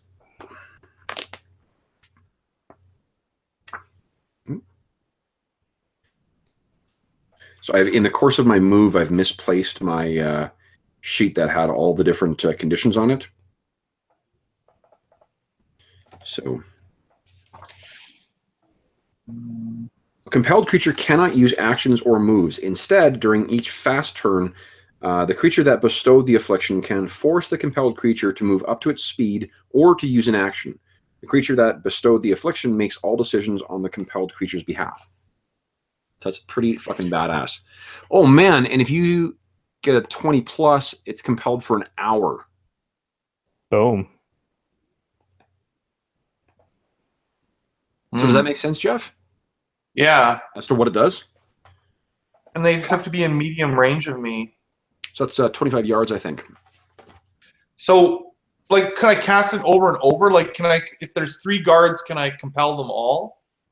I think there's probably only, like, there's maybe, like, 4 guards in total that are at this place, but maybe only 2 of them at a time that do the, like, walk the rounds. Otherwise, they sort of stay at the guard post near where the entrance to the warehouse is. This is something that does not happen in warehouses normally, by the way. In fact, they've got people who are sort of hanging around it.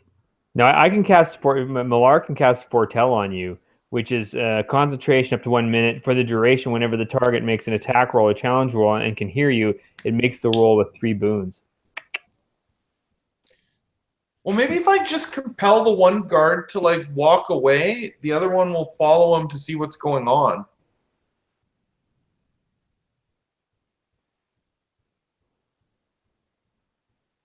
You know, like if you're on guard duty with someone and they get up and start walking, you know, away towards some other area and they're not saying anything to you, there's a good chance that you're not just going to sit there. You're going to get up and follow them.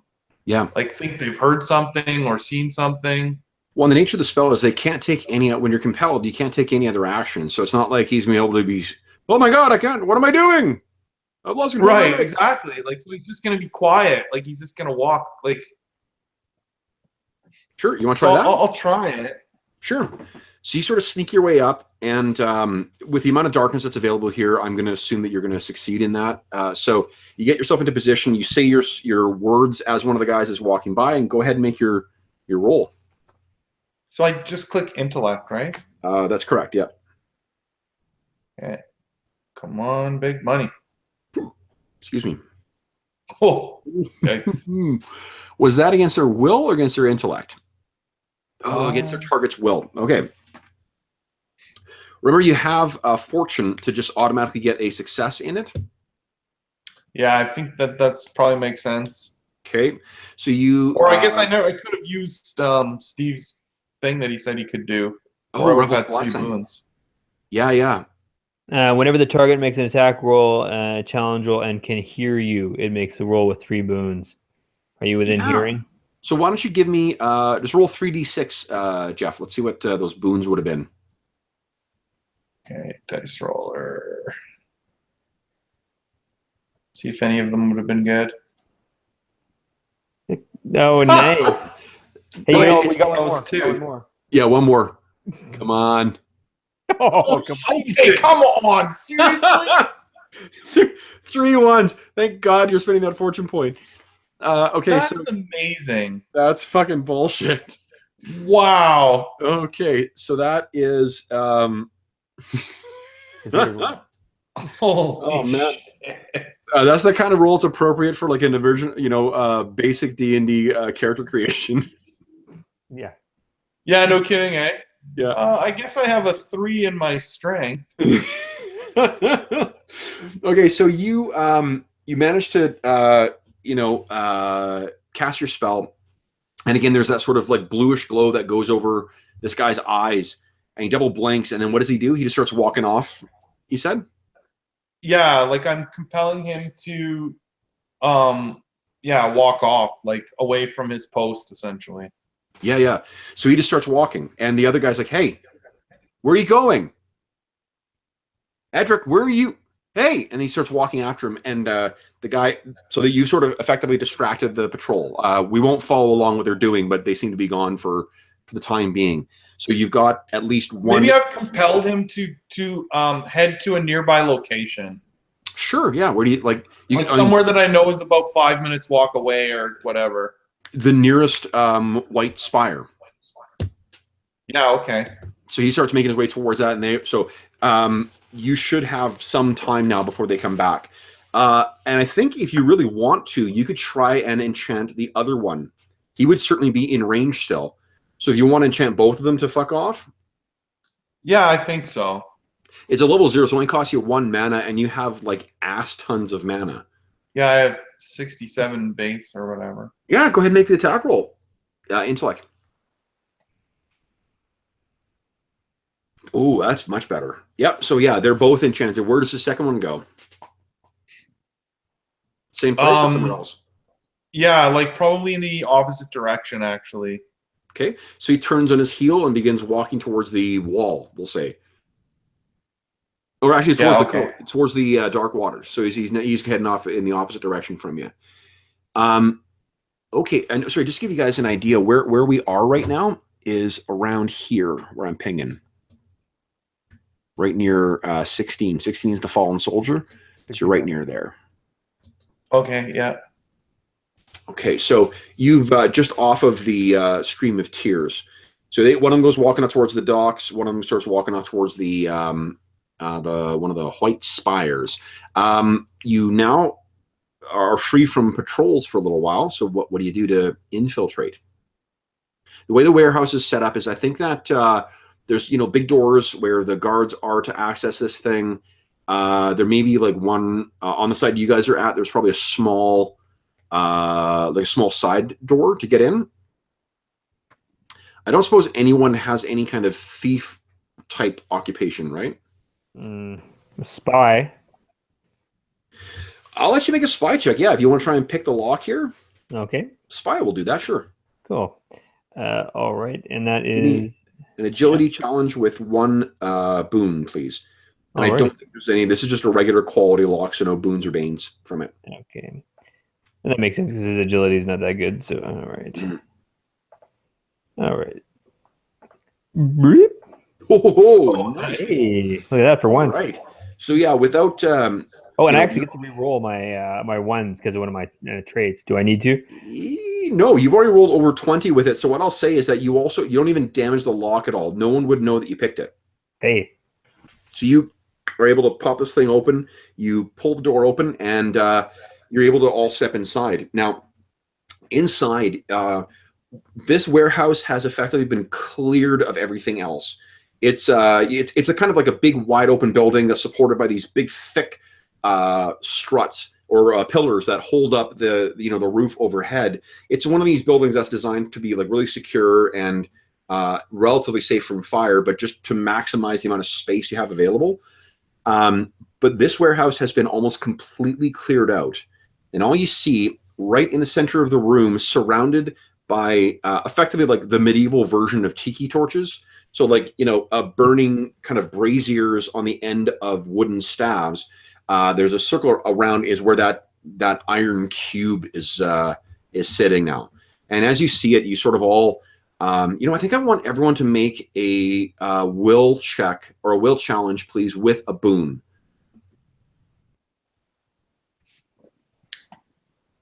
It's not likely to. Yes, please, everyone. It's not likely to instill fear in you, but I do want to. There's a chance, and let's see. Pauline, Junis, Will, right? Sorry. Yes, please. Oh, nice. 11. Ooh, succeed.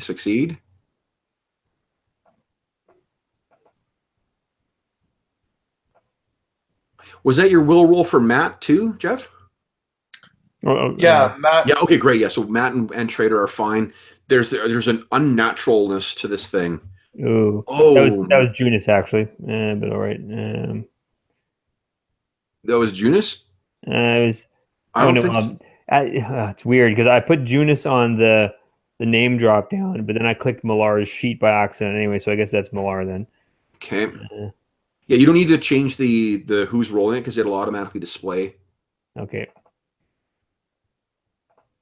That's one of the nice features of the new thing. Nice. Way to go, Junis. Oh, good Lord. All right, so having seen this thing before and having fought this, oddly enough, the one who I would have thought would have been affected by this would have been Hobie, because he died in that cube before. But it's actually Millar and Junis who are affected by it. Each of them gains an insanity point. Ooh. Is your insanity total higher than your will now? No. Okay, good.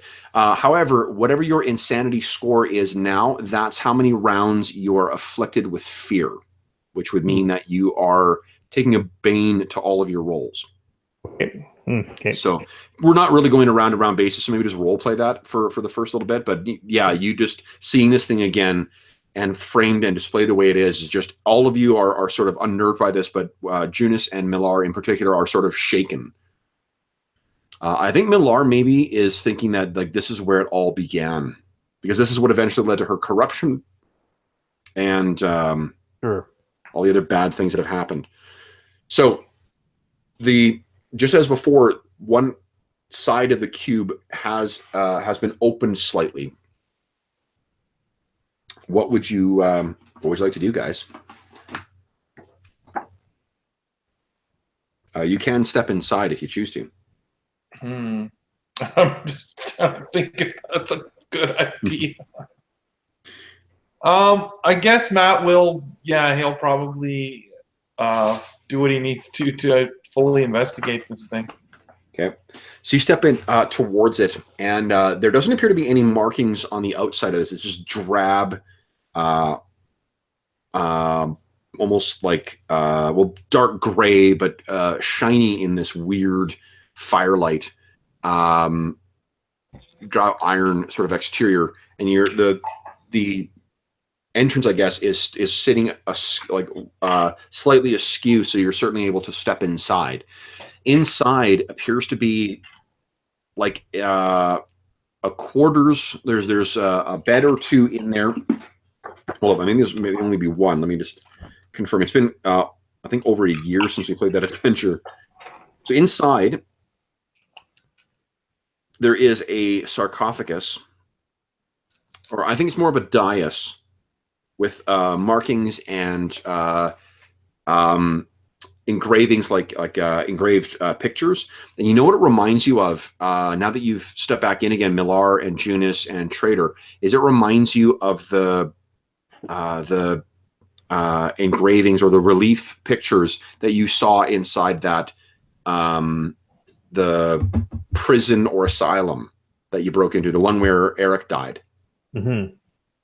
And I think you may have seen similar markings, Matt and Trader, inside the remember the disappearing tower?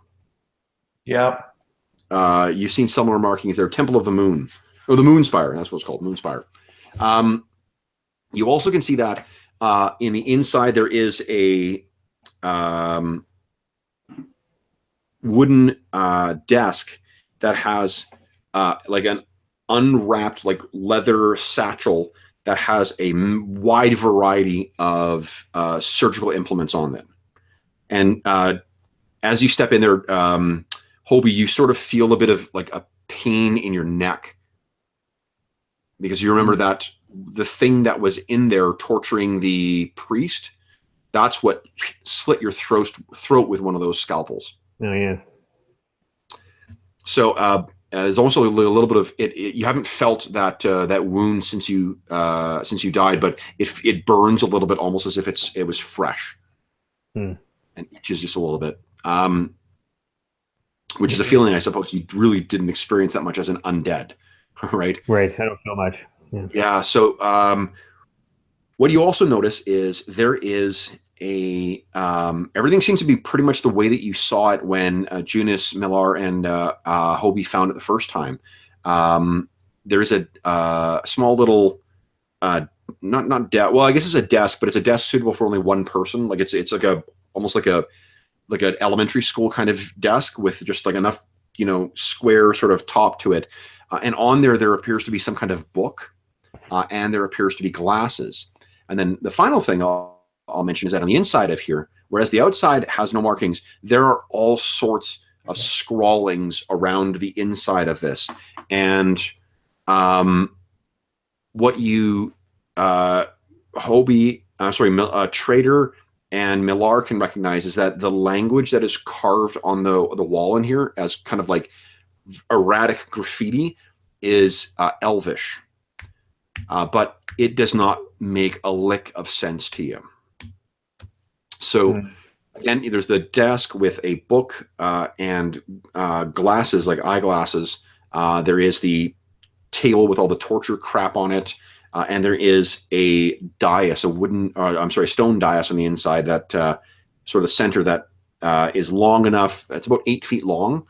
So it easily accommodated a humanoid size corpse. And there's the markings, and again you see amongst the things that are in the side of the relief is that twisting, sinewy looking dragon thing, the Jabberwock, the thing that's featured on your scabbard, right? Junis. Yeah. So what do you guys do?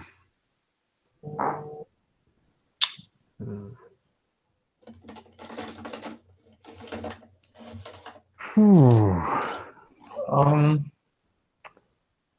Junis and Millar are a little bit jittery.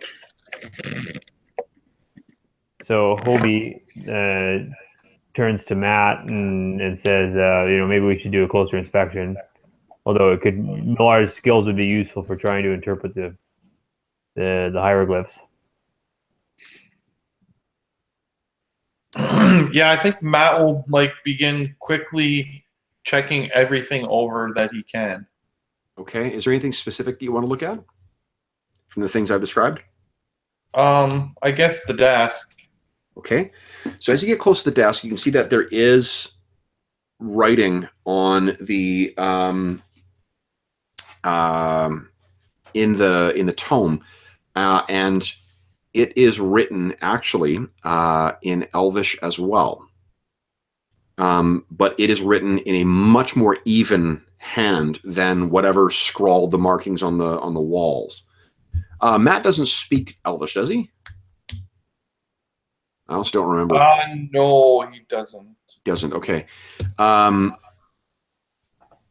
wait, sorry, he does. English, Common, and Elvish. It's right. He does. Okay. So this appears to be just on brief paging through. You think that this is it's like a journal of some kind that's been kept by something, but what it speaks to is very briefly, it makes references to the alterations. First of all, it talks about alterations being unsuccessful to the mortals, and the dates that, rather where they are in the entries. It seems to suggest that that's near the where whoever was the author of this journal, where he ended, or it ended, or she ended, or whatever. Talking to the guys, that's around the time where there were some disappearances and there were some mutilations to the mortals. So this may have coincided with when this thing was stealing mortals and then mutilating them. But if you page back further, there's references to alterations that gave rise to insight, and that the oracular writings, the lenses gave insight to those. It's sort of like you need to spend some time with this book to really sink to get a good sense of what's in here. But there's, for one, the writings are really disturbing, and they have a quality that as you read them, you can almost hear something breathlessly reading it aloud in your ear. You know, and when and there's a reference to the, like I said, to the lenses making the oracular writings clear. So I think if you spend some time with the book or the journal, you would be able to maybe have some further insight as to what was going on. Okay, so and there are those glasses that are sitting effectively right next to this thing too. Yeah, so he'll take this stuff. Okay. Looking at the markings on the walls, it makes no sense. Like, it's just gibberish. Would Matt make another intellect check for me, please? I'll give you one boon on this. So let's see if you make a connection. Whoa, shit. So you look at this stuff, and you know what it reminds you of? Is Bitterbark's writings. Oh, yeah, okay. So you're looking around, and this is just, it's the same sort of jumbled, writing on top of writing that reads into writing. But when you're looking at it, you think that, like, you can't make sense of it, but you're sort of, you do have those glasses now in your hands. So I'll put the glasses on. Okay, so you put the glasses on. Would you make another will challenge for me, this time with one bane? Will. -1. Nice, excellent. So there is a wave of disorientation and really like mind-bending wrongness that hits you as this sort of it's not that they've like literally become legible, it's that you're able to understand what the unhinged mind that wrote this was intending. And it's sort of you're as you're looking around, the fact that your mind is being, or your perception is being warped to see what was meant is just, it's a very trying process. And you think that a being of lesser will than what you have would maybe collapse under the weight of this. These are truths of the chaotic aspects of the universe that mortals are not intended to know. But you're able to, there's references to actually, I think you're going to have to spend some time to contemplate what this means, but you're able to take a lot of this in.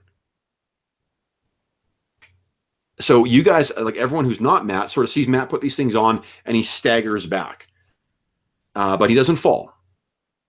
What are the rest of you guys doing while this is happening? Hobie's Trader is checking the, like, keeping guard at the door, actually. Okay.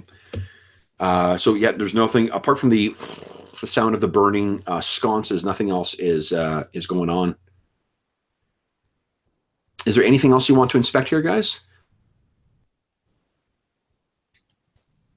I think he'll just take the stuff that he can. Okay, so you got the book, and you've got the spectacles. And what you can do, actually, Jeff, if you want to add them to your character sheet. Sure. They are spectacles of ill insight. Oops.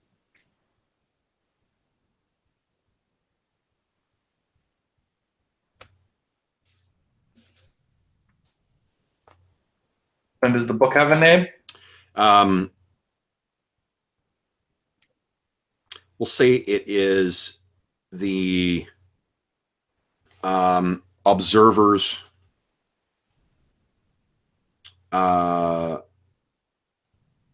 recollection. What's that? A recollection, or recollections, I suppose, plural. The journal, yeah. Observers' recollections. Okay, I got that recorded. Okay. You notice that a lot of you recognize now that a lot of the designs that you saw when you had the Spectacles of Ill Insight on were reproduced in the journal. That's probably part of the source of your unease as you were flipping through it. Okay, perfect. Okay, so you've got that. Spectacles are off, I'm assuming now, and you've stored them safely on your person. Anything else you guys want to do? I think actually maybe what you hear at this point is there's a boom, something tangs up against the side of this cube because it echoes, you can hear it echoing inside. It's like being inside a bell almost. Whoa, whoa, whoa, whoa, whoa. What do you guys do? Do we dare try to find a way to open it? Open what? The cube. Well, you're in the cube right now. Yeah, we were inside of it. I think we should get out of here. Okay. Okay, so you guys kind of all race out. I think Will, Junis, Millar, and Hobie maybe were a little disoriented, Steve. Maybe that's why you weren't aware of where you guys actually were. Sure. Or you didn't do anything. So you sort of are quite happy to get the fuck out of this cube. You all step outside, and again, there's those sort of that ring of lights around you. And then you realize, as quickly after you step outside, you hear a voice it's kind of like, it sounds like a young man's voice, and sounds kind of melodic as well. That clearly says, heretics. And it's got a very commanding and loud quality to it, such that you know exactly sort of where it's coming from. And it's coming from the top of the cube. And you all turn to look, and you can see there's actually a new light source there. Because standing there, sorry,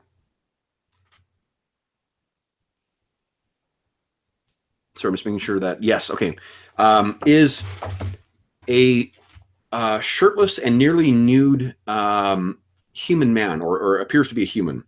However, his eyes are blazing fire. His hair is unkempt, kind of, beautiful curly blonde locks that fall down. And behind him, sweeping up, are two enormous, near perfect ivory white wings. And in his hand is the source of the light. And the source is an enormous sword, oversized for a one-handed sword, that seems to be made of living flame. And as his eyes flare as he speaks to you again, his sword similarly, flares up. You can hear almost as if the bellows of a furnace are blown across the burning embers, and it sort of flares up. And he says, "Your plans will come to naught, and you will know the new god's wrath." And it sort of steps forward as its wings flare up, and it brings its sword back up into an attack pose. And we will leave the session there, and we'll pick up next time with you fighting an angel. Oh dear. So, for those listening at home, thanks so much for joining us for session 25 of our ongoing Shadow of the Demon Lord campaign. We hope you enjoyed. As always, if you have any questions, comments, or concerns regarding our campaign, actually, let me get out of roll 20 here, and I'll activate. There we go. Please don't hesitate to leave a comment in our comment section below, and we will be happy to respond in a timely fashion. Otherwise, we shall see you again next time.